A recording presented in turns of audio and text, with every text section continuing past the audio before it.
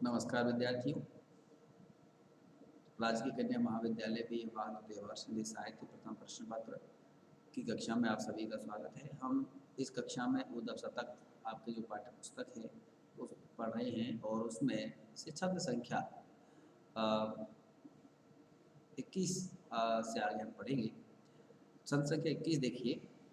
आए ब्रज पति रथ ऊधो को चढ़ाए कान, अखत कथानी की व्यथा सो अकुलाते हैं। कहे रत ना करे बुझाए कछु रोक पाए, पुण्य कछु ध्याय और धाय और जाते हैं। उस हसी उस आसानी सो बहे बहे आसानी सो, बोरी भर ही के हुलास और भारते हैं। पीरे सीरे तप वे विदे सने सने की बातने की घातने की झोंक में लगे चले जाते हैं। ये जो छंद है, ये छंद इसका शीर्षक भी आपके पाठ्य पुस्तक में दिया गया है कि उद्धव के मथुरा से ब्रज जाते समय के जो मार्ग है उसके कवित्त हैं ये। तो प्रसंग भी उसी से स्पष्ट है कि उस मार्ग पर उनको विदा करने उद्धव को श्री कृष्ण आते हैं और उस समय उनके मन की जो स्थिति है उसका चित्रण यहाँ पर किया गया है। कठिन शब्द के तौर पर अब इसमें देखेंगे उषसी शब्द आएंगे। उषसी उशासन, जो उनके सांस उमड़ते हैं। उरात का मतलब उड़ते या दूर होते। और एक शब्द आया है घातन। घातन यानी सुयोग।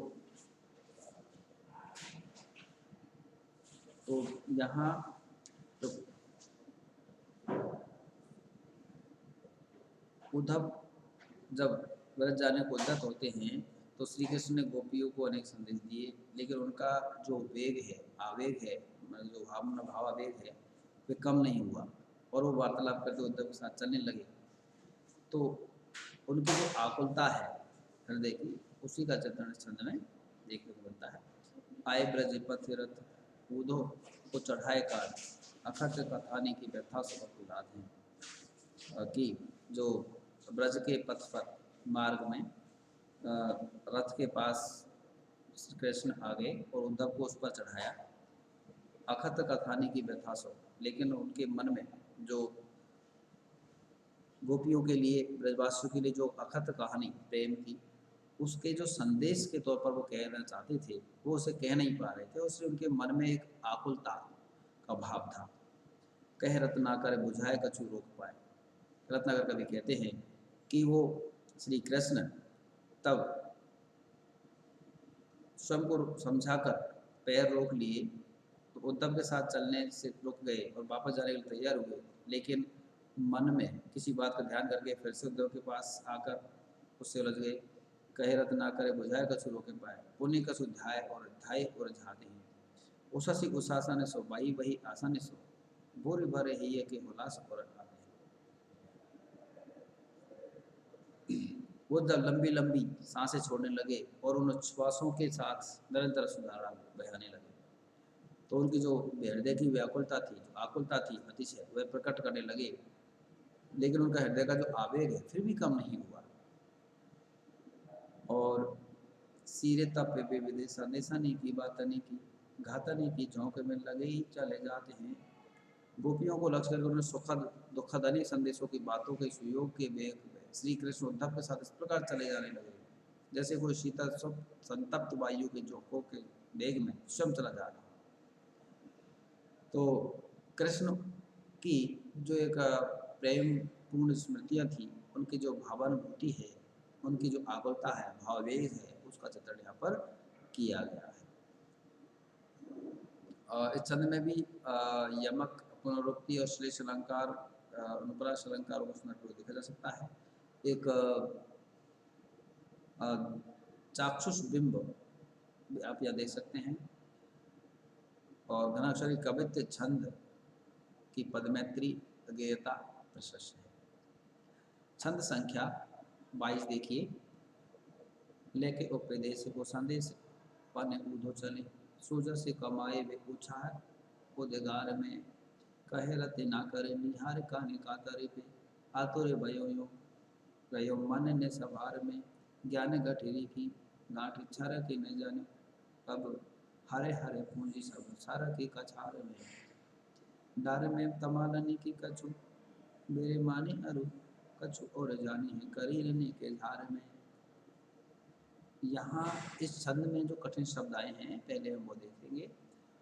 पन का मतलब होता है प्रण, और उत्साह उद्गार, उत्साह का उत्साह मतलब उत्साह, और उद्गार का आवेग, का, कातर, कातर यानी काटना या व्यथित होना, पे पई परंतु लेकिन, और आतुर उतावलापन, छरक, छरक यानी खुल जाना, हरे हरे, हरे हरे मतलब धीरे धीरे, हौले हौले एक तरह से उसका ही ये ब्रज रूप है। और इस शब्द का कछार, कछार यानी किनारा या खाई, और बिरमानी, बिरमानी का अर्थ होता है अटकना। इस छंद में कवि ने उद्धव ब्रज में अपना ज्ञानोदय देने के लिए चल पड़े, तो उनके मन में सुयश प्राप्त करने का बहुत ही उत्साह था, लेकिन कृष्ण की व्याकुल दशा को देखा उन्होंने, तो उनका उत्साह जो है शिथिल पड़ गया। तो इस छंद में कवि ने इस बात को रूपक के माध्यम से चित्रित किया है। वो कैसे, लेके उपदेश संदेश पन उद्धव चले, कि उद्धव उपदेश लेकर के, कृष्ण का संदेश लेकर के और अपना उद्देश्य कि मैं उपदेश देने जा रहा हूँ ऐसा लेकर के प्रण करके उद्धव ब्रज की ओर चले, कि मैं वहाँ जाकर के गोपियों को समझाने का जो सुजस है वो कमाने जा रहा हूँ। और ऐसा उत्साह उद्गार उनके मन में, इस तरह का उत्साह का भाव जो था वो लेकर वो चले थे। कह रते ना करे निहार कान्ह का तरे पे, आतुरे भयो मन ने संभार में। लेकिन कृष्ण को इस तरह से व्याकुल देख करके जो उद्धव है उनका हृदय भी थोड़ा सा क्या हो गया, रहो ने मन ने संभार में, उनका जो हृदय है वो उद्धव का जो मन है वह भी डगमगा गया, उनके नियंत्रण में से बाहर होने लगा। तो अगली पंक्ति देखिए, ज्ञान गठेरी की गांठ छारा के न जानो कब, हरे हरे पूंजी सब सारा की कछार में। और इस कारण उनको ये पता ही नहीं चला कि उनकी जो ज्ञान की गठरी है वो श्री कृष्ण और गोपियों के प्रेम को देख करके न जाने कब खुल गई, और कब ज्ञान रूपी पूंजी जो धीरे धीरे सरक करके कछार में बिखर गई। कछार यानी यमुना के जो किनारे और जो करीब कुंज कुटीर वाला जो प्रदेश उनके लिए कहा गया है। तो उनका कुछ जो ज्ञान है वो तमाल की शाखाओं में अटक गया, और कुछ करीब के झाड़ों में उलझ गया। ये जो पंक्ति है वो बताया कि उद्धव का जो ज्ञान है वह कुछ तो यानी ब्रज प्रदेश में उद्धव का जैसे ही ब्रज की ओर बढ़ने लगे, यमुना के किनारे यमुना की प्रकृति को देख करके वो अपना जो ब्रह्म ज्ञान है वह भूल गए, और उन पर ब्रज प्रदेश की जो प्रेम पूर्ण संस्कृति थी उसका धीरे धीरे प्रभाव जमने लगा। कवि ने यहाँ ब्रज प्रदेश और ब्रजवासियों के जो प्रेम पूर्ण भाव है, प्रेमानुभूति है, उसका चित्रण यहाँ पर किया गया है। और ज्ञान की गठरी के खुलने किसी व्यापारी के एक रूपक का यहाँ पर चित्रण भी कवि ने साथ में किया है। इस छंद में एक दूसरा जो है अनुप्रास, पुनरुक्ति प्रकाश और रूपक, ये जो अलंकार हैं इनका सौंदर्य आप देख सकते हैं। गणाक्षरी कवित छंद में जो है कि यति गति, गेयता, संगीतात्मकता यहाँ प्रशस्त है वो देखी जा सकती है। और इस छंद में आप देखेंगे कि जो